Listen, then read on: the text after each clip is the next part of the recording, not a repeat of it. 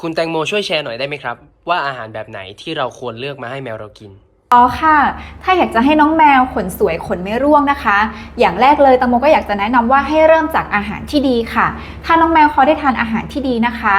ผิวหนังของน้องเขาก็จะดีค่ะ น้องก็จะไม่แพ้ แล้วผิวหนังก็จะสวยนะคะ ขนก็จะร่วงน้อยลงค่ะ คุณแตงโมช่วยขยายความหน่อยครับก็ควรจะเป็นอาหารที่มีส่วนผสมหลักมาจากเนื้อสัตว์นะคะ โดยเฉพาะโปรตีนที่มาจากเนื้อสัตว์แล้วก็ไขมันที่มาจากเนื้อสัตว์ และก็ควรจะเป็นเนื้อสัตว์ที่มีคุณภาพดีด้วยค่ะ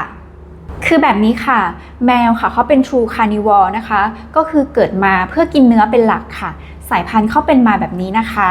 ถ้าเราไปเลือกอาหารที่ใช้พืชเป็นหลักเยอะนะคะ ก็จะมีปัญหาสุขภาพอื่นๆตามมาได้ ซึ่งไม่ใช่แค่เรื่องขนอย่างเดียวค่ะ